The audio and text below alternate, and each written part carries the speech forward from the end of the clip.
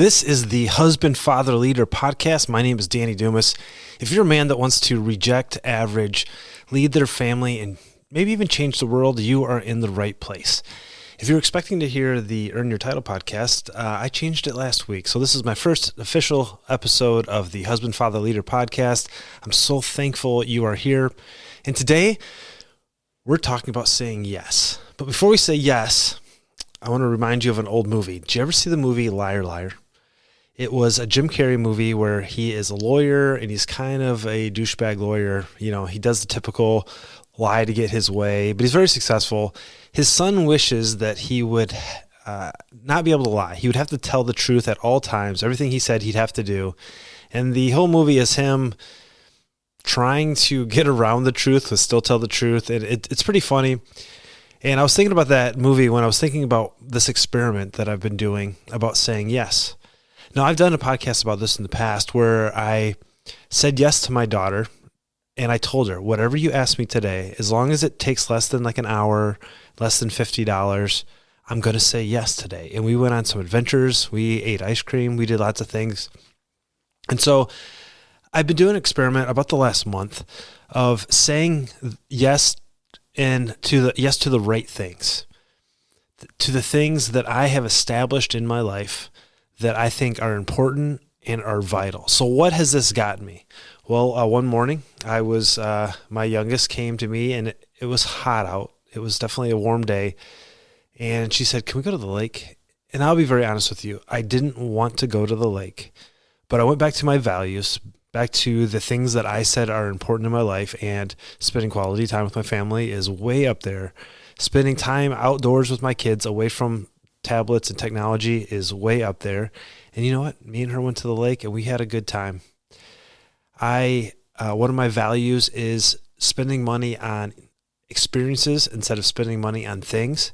So I got an email at work. Someone said, "Hey, I've got tickets to the Foo Fighter concert, and I love the Foo Fighters, and I've never seen them, and I invited one of my best friends to go, and I got to see this Foo Fighters concert. My ears are still ringing a little bit. It was awesome. It was an amazing experience that I had with a close friend, and it lined up with my values. My niece wanted to go to the zoo, Toledo Zoo. So you know what we did Saturday? We loaded up the car, we drove an hour and a half, and I spent time with my family at the zoo. You know, so these were all things that were asked to me. Last year when duck season came around, me and my dad only went out one time. And I remember thinking, man, what a waste that we only went out once. I love spending quality time with my dad. You know, that is one of my core values, quality time with my family. And so this year I looked at my schedule. I had a 4-day weekend and I booked the trip ahead of time. And I said yes to the things that matter. And as a husband and as a father, we're constantly bombarded of opportunities and things we can put our time and things we can put our effort into, and knowing the right way, knowing when to say yes or when to say no can be so challenging. I actually did an entire podcast of how as you get older, no should become default. You should be default no. And when you're younger, if you're going to college, you should be default yes. You know, my son is currently living in South America, and my advice to him was, as a young man, was as long as it's not illegal, immoral, or unethical, you should say yes. Someone asks you, "Do you want to join my book club?" You say yes. You want to go on this weekend trip? You say yes, because you really don't know where it's going to take you, and you're still trying to figure out life. But as you start to progress, you get into your career, you're going to get lots of opportunities, promotions, different jobs. I would encourage you most of the time for work to say no. Focus on what you're good at, become the expert in that field, and remove the temptations to constantly succeed, constantly keep pushing. It can be okay to say no, because when you say yes, you're saying no to everything else. So those yeses have to become sacred. They have to become well thought out. You know, I had a chance to live this out. It's been 2 years ago. At work, we have ranks, and I had tested and qualified to become a battalion chief. It's the highest ranking position in my department where you stay and still are a firefighter working 24-hour shifts. And I analyzed what was important to me, and I decided the position that I'm in as a captain lined up better with my values. What were some of my values? I wanted to keep the men and women that I work with safe. I want to I want the guys and girls I work with to be effective, and I want to make a difference on the scene. And the next job became way more administrative, way more office type work. And I felt it wouldn't serve the need that I had to serve my community. And so I said no. It was a very strategic, thought out no. Are there consequences? Yes. Could there be other changes? Absolutely. But it was a no because I thought it out. So when you are thinking about your life, when you are thinking about the things that you need to say yes or no to, in order to be successful in this, you have to really do some introspective work of what is important. And while I hesitate to say like you need to come up with a mission statement, I do think you need to have a core set of values, a core set of ideas. And then when you have an opportunity to execute inside of those ideas, it should be a yes every time. And that's why at the beginning I said, you need to get to the right yeses. So for me, for instance, since my kids have been little, when I'm dropping them off to school, I tell them, you're going to do amazing things. I tell one of them they're going to do amazing things. I tell the other one they're going to do great things. I tell them this. And then I tell them, you know how you do great things? You be comfortable, be uncomfortable. You be a giver.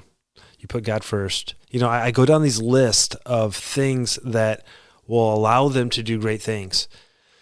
So in my life, I have to live those out. If being a giver is a core value in my life, when I see an opportunity to give, and this could be financially, it could be through time, through advice, it could be, through stuff that I have, I need to say yes, because I'm making that a core value and I'm instilling that and I'm practicing that and I'm showing my family that those things are important. And I'm going to say yes every single time I can when my core value. So spending time with my family is a core value.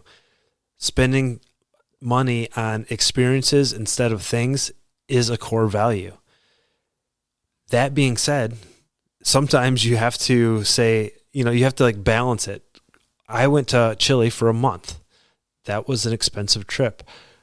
I'm going to have to say no to spending some quality time with my family now in order to completely pay for the trip that I spent a month on. So I'm going to have to work overtime. So it can be challenging. Is spending time with my family important? Yes. And I made the yes decision to fly to South America, spend a month on vacation, not working, and the price tag that comes along with that, which is super important for me, especially with my wife, living away from her family. Every opportunity I have to take her there and get her back with her family makes her life better, makes my life better. That means right now I'm saying no to a whole 24-hour shift if I can work an extra overtime shift. And it's a balancing act. I think sometimes we want to give our kids a lot of things, and in order to do that, we end up working, which can be okay. I wanted to give my kids the gift of travel. But in order to do that, I have to say no to them on a random Wednesday in August when I'm going to go to work and spend more time away from them. So it's really important that you have these values clear in your head. And then when you're making the yes decision, especially if it has a financial burden attached to it, be very clear with your wife and your spouse and your kids that, hey, we're doing this. And in order to do this, I'm going to have to say no to spending some quality time with you right now so I can pay for that in the future or pay for it in the past. The traveling is really important to me. I would love a new car. I currently drive a 2010 Ford Flex. It is 16 years old, and it gets me from one place to the other. It's not fast. It's got a slight exhaust leak. It has one of the door sensors is constantly on. So like the dome light always wants to be on. So I can't use my dome light. It's annoying. I would love a new car. The 4-door Ford Bronco with the stick shift, the manual 7-speed, man, the Sasquatch package, it's speaking my name. But I'm saying no to a new car. Could I afford to get a new car? Yes. But if I say yes to the new car, I have to say no to traveling and spending time with my kids. I have to say no to going to concerts with my friends because it's a financial, a pull. You're always going one way or the other. Could I say no to the giving that I currently do? I could, but that doesn't line up with my values. If I said no to that, I could say yes to other things that maybe are inside my values. But my point with all of this is that I want you to be an intentional person where you are making a conscious decision that this is the kind of person I'm going to stand on. And that value system, it is so important where you just have these rock steady convictions. For instance, you could just be the person who doesn't go to McDonald's, and that is a health decision. I don't go to McDonald's. That's not what I do. Come up with that. Spend some quality time by yourself. Go for a walk without your headphones and just think, what are the important things in my life that I need to do that I want, when I look back on my deathbed and I'm thinking, yeah, man, I am so thankful I went to that concert with Brandon. I'm so thankful that I booked that hunting trip for my dad and my friends. I am so thankful that I traveled and saw a whale in Maine. Think back on all those awesome things, and then when can you say yes into the future? And then design your life around the yeses or the nos, right? Decide that, hey, I'm going to say no to living in debt. I'm going to say no to a new car every 2 years because I want to say yes to not having to work overtime or not having to have a second job. Be intentional. And your life can be amazing. It might mean that you'll never hit the financial goals you want. I want to be, I want to have $5 million when I retire. Maybe you'll live a less extravagant life financially, but you'll have a much richer life with your friends and family, and you have memories, and you'll be content with going camping instead of going to Disney World. But be intentional with that. If you can be intentional with that, I think you'll take away some of the stress, and you'll take away some of the worry of, am I enough? Is my family getting enough? The answer is yes. If you're living inside your values, and your values are well thought out, and you're putting your family first and doing the things that men are designed to do, protect them, to love them, life is going to be grand for you. I hope you've enjoyed this idea of saying yes to the right things. My name is Danny Dumas. This is the Husband, Father, Leader podcast. I will talk to you later. Bye.